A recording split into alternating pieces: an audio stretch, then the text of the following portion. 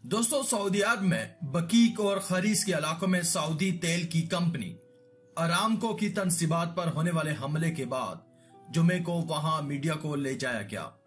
तनसीबात की मरम्मत का काम शुरू कर दिया गया है। सऊदी तनसीबात के मुकम्मल तौर पर बहाल होने में कई हफ्ते लग सकते हैं। बकीक में ली गई इस तस्वीर में एक ऑयल टैंकर के तबाहशुदा हिस्से को देखा जा सकता है। सऊदी अरब का इल्जाम है कि इसके पास ऐसे शवाहिद मौजूद हैं जो ये साबित करते हैं कि इसकी तेल तनसीबात पर हमले के पीछे ईरान का हाथ है।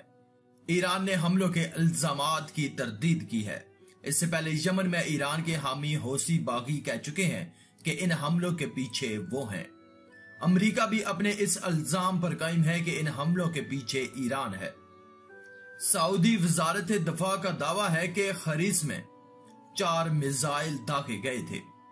सऊदी अरब में तेल की तनसीबात पर होने वाले हमलों के बाद पीर को बाजार खुलते ही आलमी मंडी में तेल की कीमत गुज़िश्ता 4 माह की बुलंद तरीन सतह यानी $68 फी बैरल के लगभग जा पहुंची थी।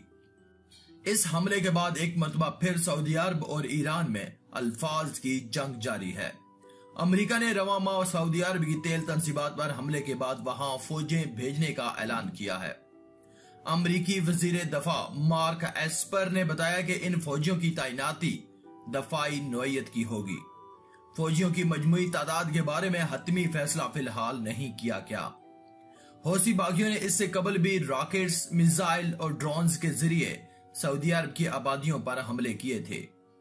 इन हौसी बागियों के यमन में इक्तदार में मौजूद सऊदी अरब की हमायत याफ्ता मखलूत हुकूमत के साथ इख्तलाफात हैं, जिसके सदर को बागियों ने मार्च 2015 में उस वक्त भागने पर मजबूर कर दिया था जब यमनी तनाज़ा में खित्ते में ईरान सऊदी अरब का हरीफ है जबकि अमेरिका का मुखालिफ है।